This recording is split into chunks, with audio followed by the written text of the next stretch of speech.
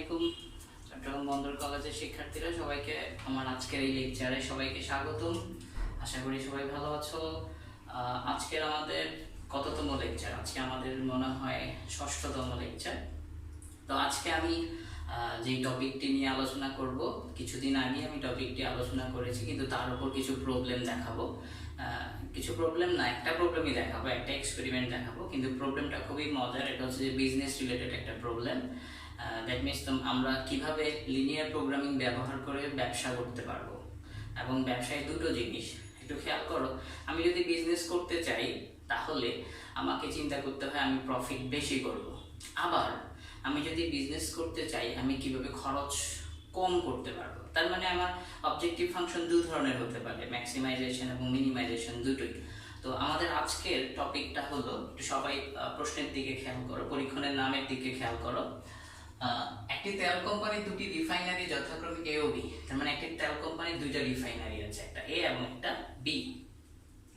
এ প্রতিদিন 20 barrel gas ও 25 barrel petrol এবং B রিফাইনারিটি প্রতিদিন 40 ব্যারেল গ্যাস ও 20 ব্যারেল পেট্রোল পরিশোধন করতে পারে। তো কোম্পানি অন্তত 1000 ব্যারেল গ্যাস এবং 800 ব্যারেল পেট্রোল পরিশোধন করার প্রয়োজন, এটা হচ্ছে কোম্পানির প্রয়োজন। কিন্তু এওবি রিফাইনারি দুটি কার্যরত, যদি আমি এওবি রিফাইনারি দুটি কার্যরত রাখতে চাই, দ্যাট মিন্স কাজের মধ্যে রাখতে চাই, কার্যরত থাকলে প্রতিদিন যদি আমি কাজে, দ্যাট মিন্স আমি মেশিন চালাইলেই প্রতিদিন আমার 15,000 এবং 25,000 টাকা করে খরচ হয়।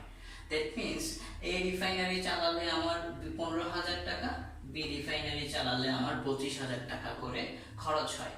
কিভাবে রিফাইনারি দুটিকে চালনা করলে আমি খরচ কম করতে পারবো? আমার প্রবলেমটা হচ্ছে এটা। এবার একটু খেয়াল করো, বিজনেস প্রবলেম আমাকে ওই উপায়ে এটাকে সমাধান করতে হবে। তার মানে প্রথমে আমাকে আগে একটা এলপি দাঁড় করাইতে হবে, দ্যাট মিন্স লিনিয়ার প্রোগ্রাম দাঁড় করাইতে হবে। যদি লিনিয়ার প্রোগ্রামিংটা আমি দাঁড় করাইতে না পারি তাহলে সমাধান করব কিভাবে? এখন লিনিয়ার প্রোগ্রামিং দাঁড় করানোর প্রধান উদ্দেশ্য হচ্ছে প্রথমে আমাকে সিদ্ধান্ত জবাব নির্ধারণ করতে হবে। এবার একটু খেয়াল করো, তোমাদের সুবিধার জন্য আমি মূল তথ্যে কিছু লিখছি। সেটা হচ্ছে, মনে করি A refinery X barrel gas ও B refinery Y barrel petrol পরিশোধন করে। এটা আমি ধরে নিলাম। আসলে কে কত পরিশোধন করে এবং ওই পরিশোধনের মাত্রা এমন হবে যাতে আমি সবচেয়ে কম খরচে পরিশোধন করতে পারি, কিন্তু আমি ধরে নিলাম এটা, বাট এটাকে আমাকে সমাধান করতে হবে। তাহলে আমার অভিষ্ট ফাংশন কিভাবে নির্ধারিত হবে? প্রথম, এই এলপির লাস্ট লাইনে কি চাই, আমাকে চাচ্ছেটা কি, সেটার উপর বেস করে আমার অবজেক্টিভ ফাংশন নির্ধারিত হয়। কিভাবে রিফাইনারি দুটিকে চালনা করলে খরচ কম করবে, তার মানে আমার অবজেক্টিভ ফাংশন তৈরি হবে খরচের টাকার উপর। খেয়াল রাখবা, আমার এই রিফাইনারি কত খরচ করে যদি চালনা করে? প্রতিদিন 15,000 টাকা। বি রিফাইনারি খরচ করে প্রতিদিন 25,000 টাকা। এখন আমি যদি এই রিফাইনারি বাবদ এক্স ধরে নিই, বি রিফাইনারি বাবদ ওয়াই ধরে নিই, তাহলে আমার অবজেক্টিভ ফাংশনটি নির্ধারিত হচ্ছে যে মিন। কেন লিখলাম সংক্ষেপে মিন? মিনিমাইজেশন। আমি এখানে সর্বনিম্নকরণ করব। আমরা গত এক্সপেরিমেন্টটা করছিলাম সর্বোচ্চকরণ, কিন্তু এই এক্সপেরিমেন্টটা আমি করব সর্বনিম্নকরণ। তাহলে সেই অর্থে আমার খরচের টাকা ইনটু কোয়ান্টিটি, খরচের প্লাস খরচের টাকা ইনটু কোয়ান্টিটি, এটা হচ্ছে এ রিফাইনারি বাবদ, এটা হচ্ছে বি রিফাইনারি বাবদ। তাহলে আমার অবজেক্টিভ ফাংশনটি দাঁড়িয়ে গেল। তো অবজেক্টিভ ফাংশন দাঁড়িয়ে গেলে এরপরে আমার কাজ কি? সিদ্ধান্ত চলকটা আমি প্রথমেই তৈরি করে নিছি, এক্স এবং ওয়াই। অবজেক্টিভ ফাংশন তৈরি হয়ে গেল। এখন আমার সীমাবদ্ধতা লাগবে বা শর্ত লাগবে। তাহলে শর্তগুলো আমি কিভাবে বের করব? শর্তগুলো একটু খেয়াল করো, আমি পাশে একটু জাস্ট ডেমো দিচ্ছি। ডেমো দেখলে তোমরা কিভাবে আমি এটা ফর্ম করছি আগে সেটা তোমরা বুঝে যাবা। একটু খেয়াল করো, এ কোম্পানি, আচ্ছা এটা এখানে ডেমো যেহেতু করতেছি এখানেই দেখি, এটা হচ্ছে এ কোম্পানি, এটা হচ্ছে বি কোম্পানি, পাশাপাশি দেখি এ এবং বি কোম্পানি।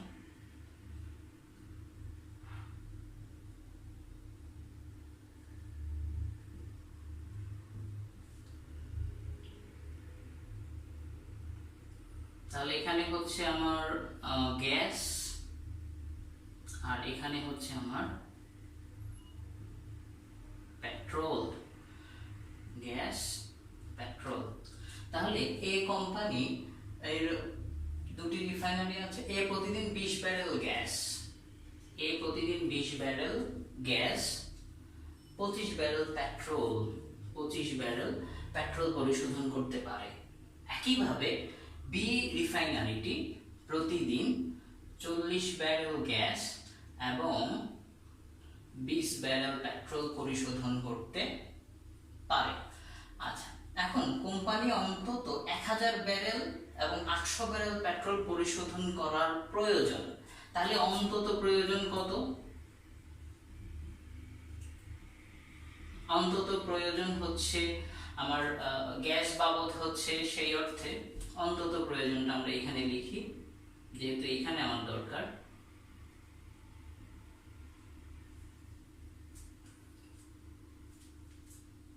অন্তত প্রয়োজন 1000 ব্যারেল গ্যাস এবং 800 ব্যারেল পেট্রোল। দেখো আমার মেক হয়ে গেছে। আমি এই রিফাইনারিটি গ্যাসের জন্য লাগতেছে 20 ব্যারেল, 20 ব্যারেল গ্যাসে পরিশোধন করতে পারে। বি রিফাইনারিটি 40 ব্যারেল গ্যাস পরিশোধন করতে পারে।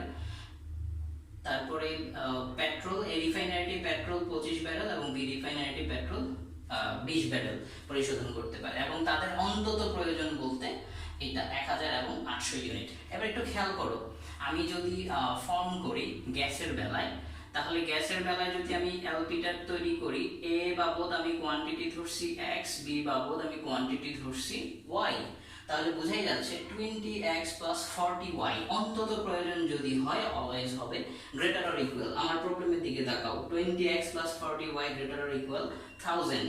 একইভাবে 25x + 20y greater or equal 100।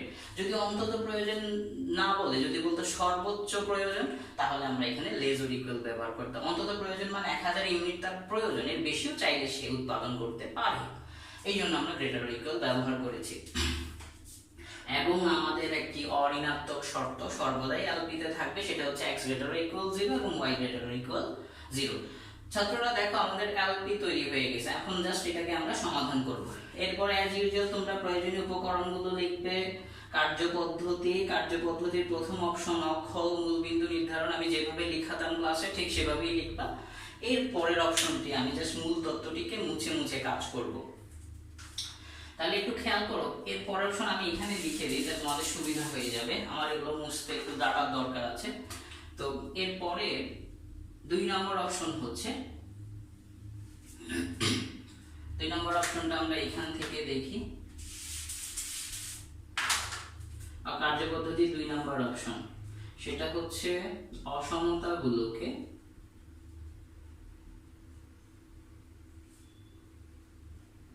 ছেদক আকৃতির সমীকরণে প্রকাশ। তার মানে আমি অসমতাগুলোকে আমাকে কি করতে হবে? সমীকরণ রূপে প্রকাশ করতে হবে। এখন অসমতাগুলোকে যদি সমীকরণ রূপে আমি প্রকাশ করতে যাই, তাহলে ছেদক আকৃতির সমীকরণ কি রূপ আমরা জানি, x/a + y/b = 1। তবে আমার গ্রাফে এই সরল রেখাগুলোকে বসাতে খুবই সহজ হয়। তাহলে প্রথম সমীকরণটা আমাদের কি ছিল? 20x + 40y = 1000। তার মানে আমরা এখানে পাচ্ছি x ডিভাইডেড বাই, আমরা যদি 1000 দিয়ে ভাগ করে দেই, তাহলে সেই অর্থে x divided by 50 plus y divided by 25 = 1। এটা হচ্ছে আমার 1 নং সরলরেখা। এবং পরবর্তী সরলরেখাটি হচ্ছে 25x + 20y = 800। তাহলে এখানে পাচ্ছি x divided by 32 plus y divided by 40 = 1। এটা হচ্ছে আমার 2 নং সরলরেখা। তাহলে দুটি সরলরেখায় পেয়ে গেছি। এবং 3 নং হচ্ছে আমাদের অঋণাত্মক শর্ত, x = 0 এবং y = 0। এখন ছাত্ররা একটু খেয়াল করো, আমি পাশে একটি চিত্র এঁকে আমি এটার সম্ভাব্য এলাকা নির্ধারণ করে আমি সমাধানটা দেখিয়ে দিব। কিন্তু এইটা করার পর, ছেদক আকৃতির সমীকরণ আকারে প্রকাশের পর, তোমরা 3 নম্বর এক্সপেরিমেন্টলি 3 নম্বর কার্যপদ্ধতি হচ্ছে তোমাদের আমার যেহেতু বিন্দু পেয়ে গেছি, স্কেল নির্ধারণ লিখে ফেলবা। স্কেল নির্ধারণের পরের অপশনটি হচ্ছে আমাদের লেখচিত্র অঙ্কন। তাহলে লেখচিত্র অঙ্কন, তাহলে আমি এখন এই লেখচিত্রটি অঙ্কন করতে যাব।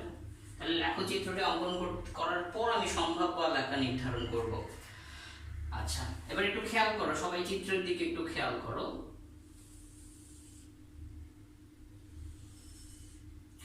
আমার এখানে x এর মানগুলো সর্বোচ্চ কত, এখানে 50 আছে। তাহলে আমি একটু গুনে গুনে তৈরি করি। ধরো এখানে 5, 10, 15, 20। আচ্ছা, আমি একটু 10 গ্যাপে গ্যাপে করি, তাহলে সুবিধা হয়। 10, 20, 30, 40, 50। ঠিক সিমিলারলি এখানেও 10,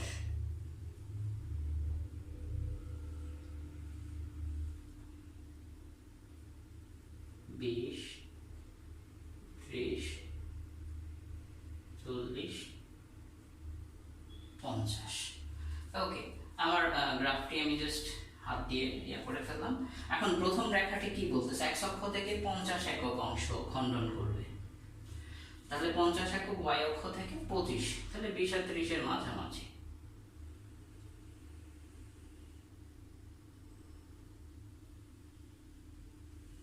তাহলে আমার প্রথম রেখাটি অঙ্কন হয়ে গেছে, এটা হচ্ছে 1 নং রেখা। এরপরে তাহলে 1 নং রেখার এই বিন্দুটার স্থানাঙ্ক হচ্ছে, x অক্ষের উপর বিন্দুর স্থানাঙ্ক হচ্ছে 50,0 a, y অক্ষের উপর স্থানাঙ্ক হচ্ছে b of 0,25। ওকে, এরপরে 2 নং রেখাটি x অক্ষ থেকে 32 একক, ধরে নিলাম এই জায়গায় 32, y অক্ষ থেকে 40 একক, তাহলে এই 40 একক।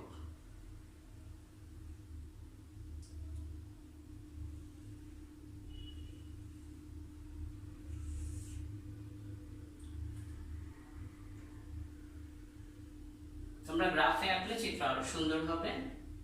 তাহলে এটা হচ্ছে আমার 2 নং রেখা, এবং 3 নং রেখা হচ্ছে y = 0। y = 0 মানে হচ্ছে x অক্ষকে নির্দেশ করতেছে। এটা হচ্ছে 3 নং রেখা, আমি চাইলে দিয়ে দিতে পারি এটাও 3 নং, কারণ একই রেখা দ্বারা আমরা নির্দেশ করতেছি, একই সমীকরণ দ্বারা। তাহলে এটাও 3 নং রেখা, এটাও 3, তার মানে y অক্ষ এবং x অক্ষকে বোঝানো হচ্ছে। আচ্ছা, এবার একটু খেয়াল করো, আমি সম্ভাব্য অঞ্চল নির্ধারণ করব। আমার অসমতাগুলোতে শর্ত কি ছিল, লেজার ইকুয়াল না greater equal? Greater or equal ছিল। গ্রেটার অর ইকুয়াল থাকলে আমি গতদিন বলে দিয়েছিলাম যে গ্রেটার অর ইকুয়াল থাকলে আমরা কি বুঝবো, সেক্ষেত্রে টুয়ার্ডস দ্য সেন্টার না অ্যাওয়ে ফ্রম দ্য সেন্টার? অবশ্যই away from the centre. Away from the centre মানে হচ্ছে রেখাগুলো নির্দেশ করবে যেই পাশে মূল বিন্দু আছে তার অপর পাশের দিককে। তাহলে একটু খেয়াল করো, এই রেখাগুলোর এই পাশে মূল বিন্দু, তাহলে তার অপর পাশের দিক কোনটি? এগুলোকে দেখাচ্ছে। তাহলে রেখা দুটি ভেতরের অংশটাকে দেখাচ্ছে না, সে দেখাচ্ছে কি ওই পাশের অংশটিকে। এছাড়া আরেকটি দিক x > 0 এবং y > 0 এর জন্য আমরা এই দিকটি দিব। তার মানে আমার সম্ভাব্য অঞ্চলটি হয়ে গেল,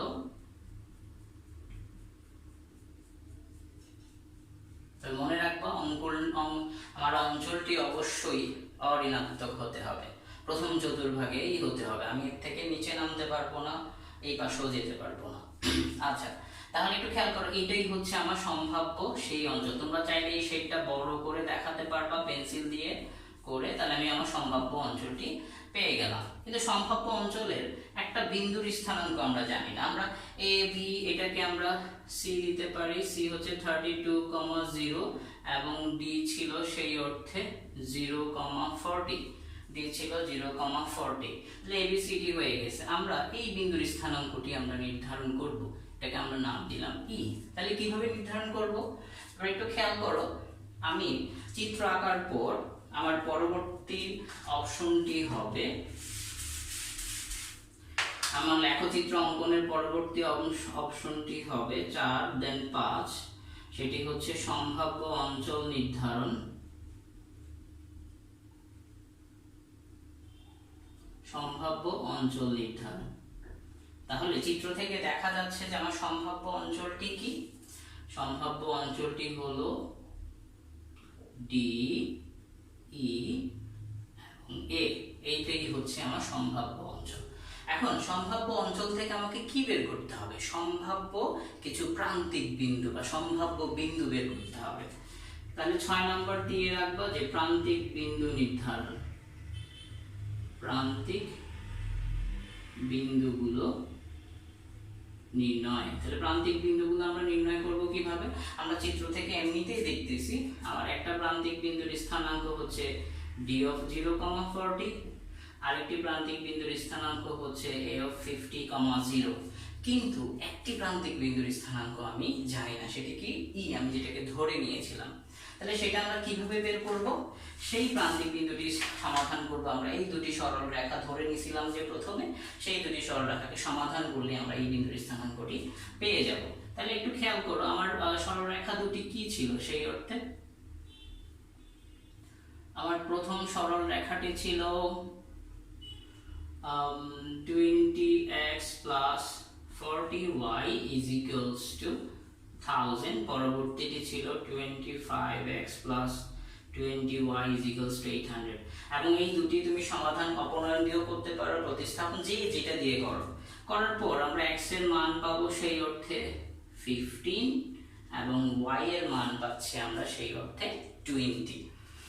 তাহলে x এর মান 15 এবং y এর মান পাচ্ছি কত আমরা? 20। আচ্ছা, x এর মান হচ্ছে সেই অর্থে 25 into 20, that means হচ্ছে যে কি 500 যোগ 300। আচ্ছা, x এর মান সেই অর্থে পাচ্ছি আমরা 20 এবং y এর মান পাচ্ছি আমরা 15। তাহলে আমাদের সমাধান হয়ে গেল, আমি x এবং y এর মান পেয়ে গেলাম, এই বিন্দুর স্থানাঙ্ক আমরা পেয়ে গেলাম। তাহলে এই বিন্দুর স্থানাঙ্ক হচ্ছে 20, 15। এখন আমার কাজ কি? এই যে সম্ভাব্য অঞ্চলে যে বিন্দুগুলো পেয়েছি সেগুলো কোথায় বসাবো? এই যে আমি প্রথমে এক অবজেক্টিভ ফাংশন যেটা আমি নির্ধারণ করে রেখেছিলাম সেখানে বসাই দেখব কোন বিন্দুটি সর্বনিম্ন মান দেয়। এই জন্য আমাকে একটা ফল সংকলন দিয়ে দেখাই দিতে হবে। তাহলে ফল সংকলনটি দেখো। ফল সংকলনে আমরা একটা ছক আঁকবো। ছকে 3টা অপশন থাকবে, এখানে হচ্ছে প্রান্তিক বিন্দুগুলো, আর এখানে থাকবে আমরা অবজেক্টিভ ফাংশন যেটা নির্ধারণ করছিলাম, সেটা হচ্ছে যে কি 15,000x plus 25,000y। আর এই পাশে আমরা সিদ্ধান্ত নিব মিনিমাম ভ্যালু কোনটি পাচ্ছি আমরা। ওকে, আমার প্রথম অঞ্চলের প্রথম বিন্দুটি হচ্ছে D, সেটা কি d of e 0, 14। আমি এই বিন্দুতে যদি বসাই 15,000 into 0 plus 25,000 into 40, তাহলে আমরা এখানে কত পাচ্ছি সেই অর্থে 1 2 3 4, তাহলে সেই অর্থে আমরা পাচ্ছি 10 লক্ষ। যেটার মান পাচ্ছি আমরা কত? 10 লক্ষ।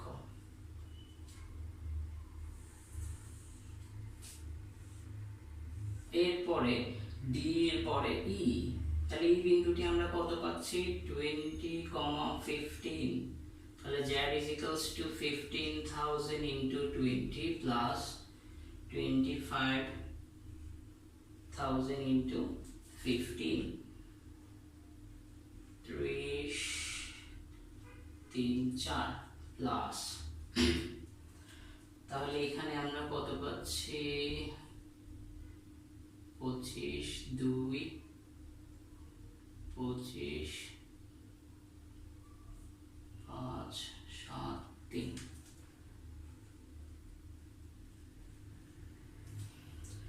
তাহলে এখানে আমরা পাচ্ছি 3 লক্ষ এবং এখানে হচ্ছে 3,75,000। তাহলে আমরা পাচ্ছি 6,75,000 জেডের মান।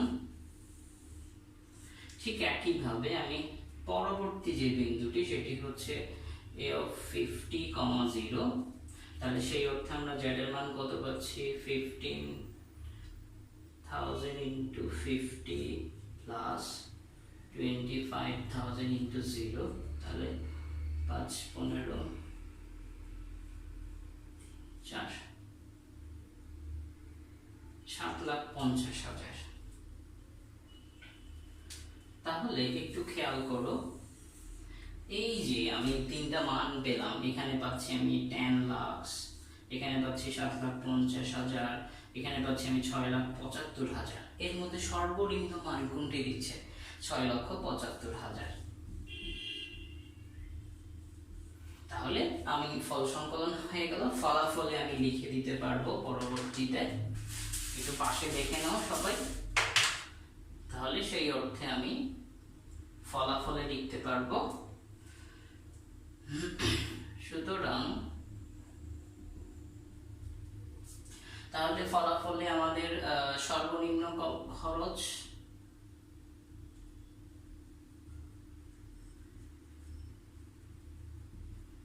সর্বনিম্ন কত খরচ হচ্ছে সেই অর্থে 6,75,000। তাহলে আমরা বলতে পারবো, অর্থাৎ